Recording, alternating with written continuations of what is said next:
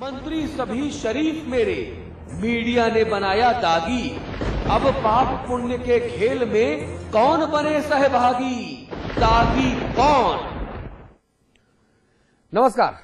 दागी कौन है और उसकी परिभाषा क्या होती है, ये अगर किसी को जानना हो तो समाजवादी पार्टी के राष्ट्रीय प्रवक्ता श्री राम गोपाल यादव जी से मुलाकात कर सकते हैं, क्योंकि राम गोपाल जी तो साहब जैसे पंडित सिंह जैसे लोगों को भी बेदाग छवि का जुझारू नेता मानने पर आमादा हैं।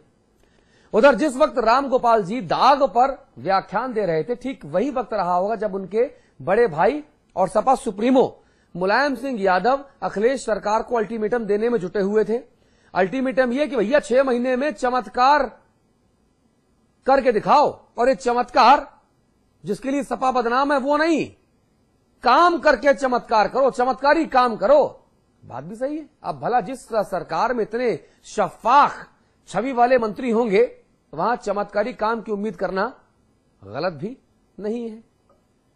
मंत्री सभी शरीफ मेरे, मीडिया ने बनाया दागी। अब पाप पुण्य के खेल में कौन बने सहभागी, दागी कौन? जी हां, तो सपा महासचिव रामगोपाल यादव पंडित सिंह की दोबारा ताजपोशी के सवाल पर मीडिया पर भड़क गए। दाग बताने थे मंत्रियों के, तो वो तो मीडिया को ही दाग की महिमा और परिभाषा समझाने लगे, और ये भी कह दिया कि कोई मंत्री दागी नहीं, असली दागी तो आप पत्रकार लोग हैं।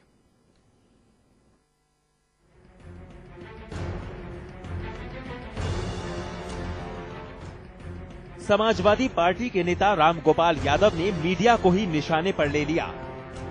मीडिया ने सवाल किया था कि सरकार के मंत्रिमंडल में दागी मंत्रियों को पनाह क्यों मिली। बस सवाल इतना सा और बिफर पड़े रामगोपाल यादव। कोई दागी मंत्री नहीं है, दागी मंत्री आप लोग स्वयं हैं सब। जो इस तरह कोई दागी मंत्री नहीं है, दागी मंत्री आप लोग स्वयं हैं सब।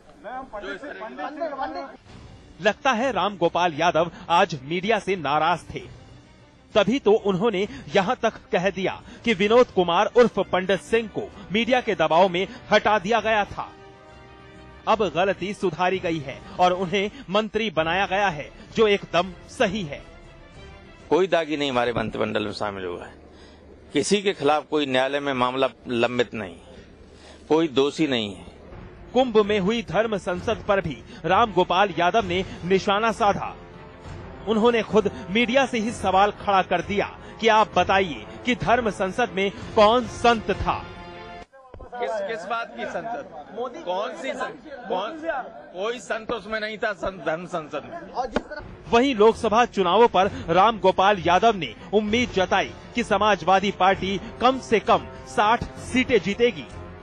समाजवादी पार्टी 60 सीटें जीतेगी कम से कम, और हिंदुस्तान की सरकार को बनाने में सबसे महत्वपूर्ण भूमिका अदा करेगी। लोकसभा चुनाव में कम से कम 60 सीटों के जीतने का भरोसा, वो भी दागी मंत्रियों के दम पर। रामगोपाल यादव की आशावादी सोच वाकई काबिले तारीफ है।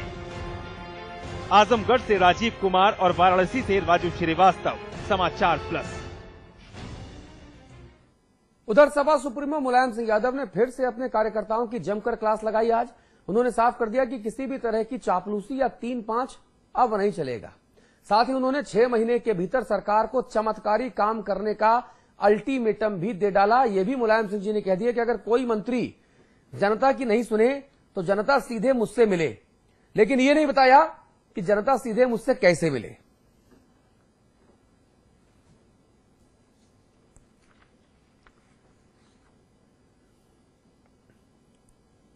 इस मुद्दे पर बातचीत करेंगे। हमारे साथ अमिताभ अग्निहोत्री जी हैं, आप वरिष्ठ पत्रकार हैं, हमारे मैनेजिंग एडिटर हैं।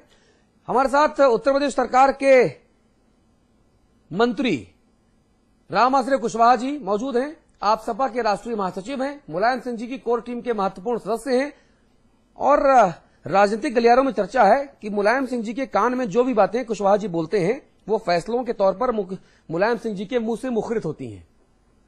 स्वागत है आपका कुशवाहा जी। जी बहुत धन्यवाद अतुल जी। अच्छा, मुझे बताइए कि दागी जो मंत्रियों के बारे में बात की जा रही है, इसमें आज आपके जो बड़े भाई जैसे हैं रामगोपाल जी एकदम भड़क गए। मीडिया कर्मियों से बताइए, आप और नेताजी इतने प्यार से बात करते हैं, रामगोपाल जी भड़क गए, कहते हैं नहीं नहीं कोई दागी नहीं है, असली दागी आप लोग हैं। मतलब अगर मैं सवाल पूछूं तो कल कुशवाहा जी भी कह देंगे कि तुम मेरे भाई नहीं हो, दागी हो। मतलब मैं इसके लिए तैयार रहूं। देखिए अतुल जी। जी, बहुत विनम्रता से एक बात कहूं जी। माननीय प्रोफेसर रामगोपाल जी बहुत सम्मानित नेता हैं और बहुत ही योग्य व्यक्ति हैं। मुझे ऐसा लगता है किसी मीडिया के पर्सन ने, हमारे भाई ने कुछ इस तरीके से सवाल कर दिया गया होगा कि जैसे उनको लगा होगा कि जैसे कोई हुक्म कर रहा है कि कैसे आपने बना दिया। तो उनको वो फिर आदमी जब इस तरीके का सवाल होता है तो फिर सीधे प्रहार यही करता है कि दागी मंत्री नहीं, दागी आप लोग। अच्छा ये बताइए, ये राम गोपाल जी का प्रहार था या झल्लाहट थी? नहीं, निश्चित रूप से प्रश्न का, जैसा प्रश्न का शैली होता है, हाँ। जवाब भी लगभग उसी तरीके से निकलता है। हाँ। इसमें माननीय रामगोपाल जी का दोष नहीं है, इसमें जो प्रश्न करने वाला व्यक्ति है, हाँ, उसका थोड़ा शालीनता से पूछना चाहिए। देखिए ऐसा है, हम जानते हैं कि मीडिया और राजनीति ये सब दोनों राष्ट्र के स्तंभ हैं दोनों, और निश्चित रूप से बराबर का दर्जा है।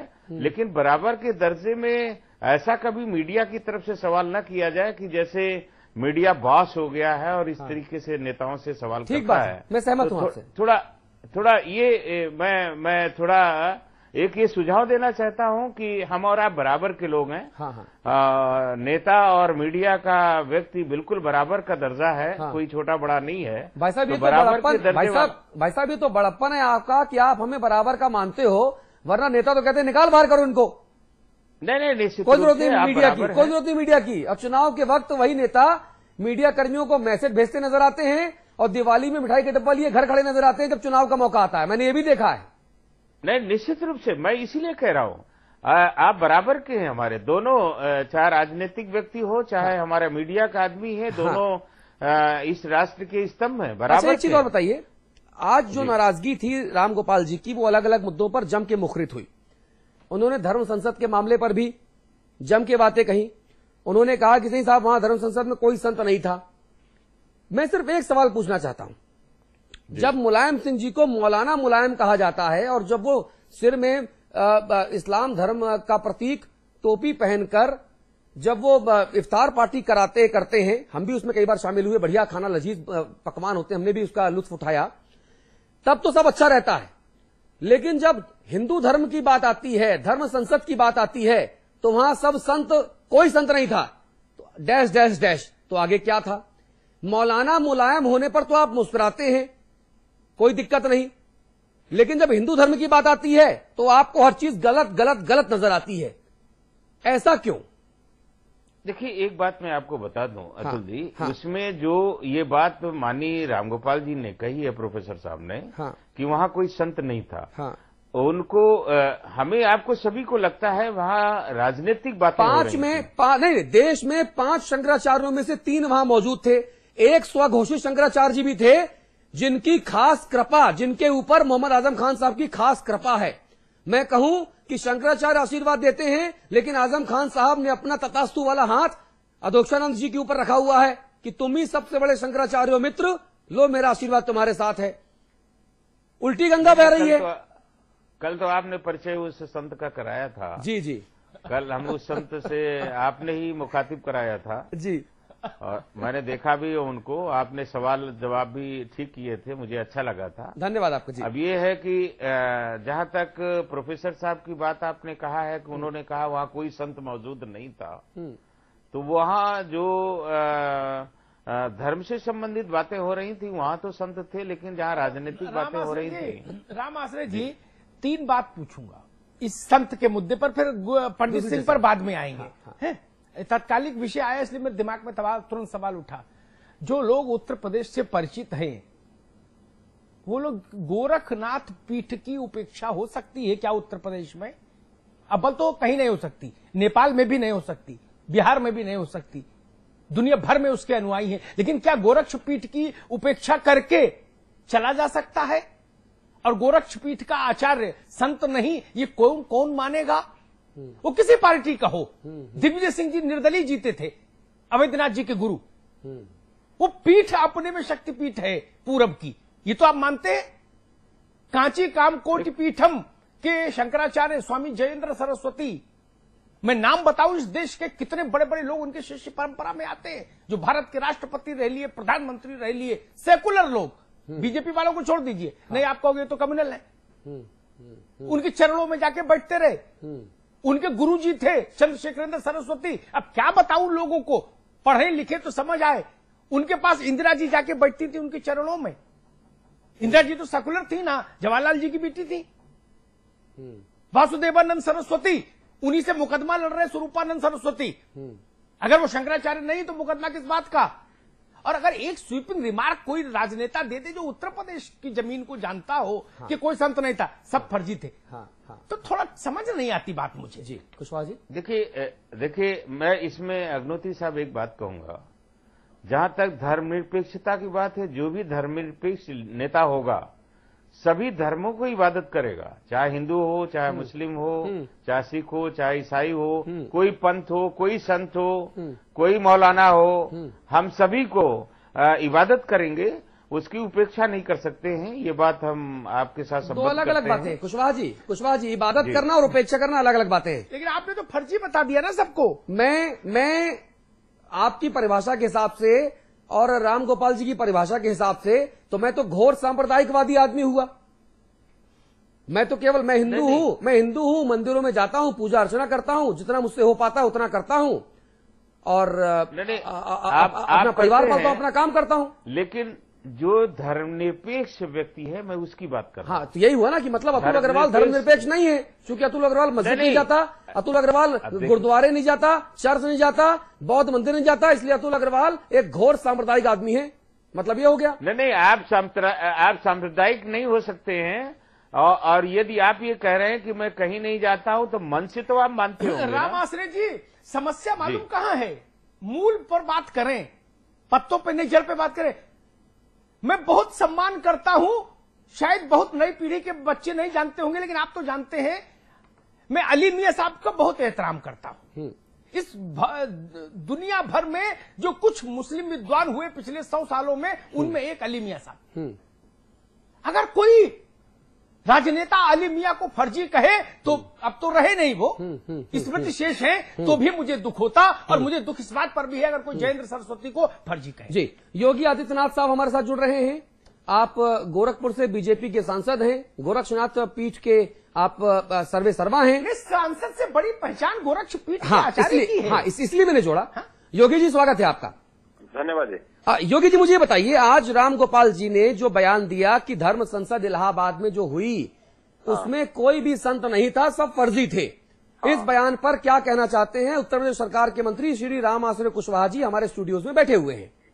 जाकी रही भावना जैसी, प्रभु मूर्ति देखी दिन तैसी। जी, ये लोग फर्जी हैं, स्वयं अपराधी प्रवृत्ति के तत्व हैं, एक गिरोह है।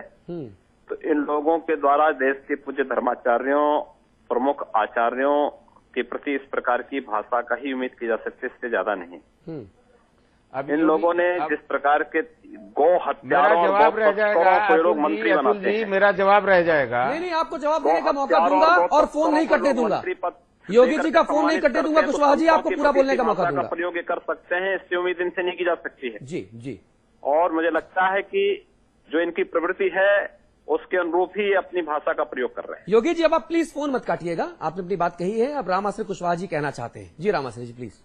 योगी जी की हमारे पुराने बहुत संबंध है, मैं बड़ा आदर करता हूं। एक बात अभी जो इन्होंने कही है, बहुत आदर से मैं उस बात को दोहराना चाहता हूं कि जैसी रही भावना जिसकी, प्रभु मूरत देखी तिन तैसी। अभी योगीनाथ जी ने ही इस बात को कहा है। तो आपकी भावना शायद समाजवादी नेताओं के प्रति यही है कि गुंडे हैं, बदमाश हैं, समाजवादियों तो में आप अपनी भावना व्यक्त करें। लोहिया और राम मनोहर लोहिया की विरासत के नेताओं का सम्मान करते हैं, लेकिन समाजवादी के नाम पर परिवारवाद और जातिवाद चलाने वालों को मैं समाजवादी नहीं मानता। अच्छा, कुशवाहा जी उस परंपरा के वाहक है कि नहीं? मैंने कहा ना कि लोहिया जी की विरासत का जो सम्मान करता हो और उसका अपने जीवन में चरितार्थ करता हो, हम उसका सम्मान करते हैं। नहीं, राम आश्रय कुशवाहा जी उस परंपरा के वाहक है कि नहीं है? योगी जी, देखिए, इनका ये लोग उस विचारधारा के, लेकिन इन लोगों की चली तब ना। वहाँ तो एक गिरोह संचालित हो रहा है, पूरी पार्टी पूरे समाजवादियों की, उसको तो एक गिरोह संचालित कर रहा है इस समय। नहीं, और कल मैंने कुशवाहा जी से सवाल किया था, कुशवाहा जी कि अगर आपके ऊपर 307, 302 तमाम दूसरे मुकदमे होते और आप यादव होते तो फिर आपकी बढ़िया पौ बारह होती। सवाल यही है, देखिए कुशवाहा जी, ये भी मंत्री बन गए होते।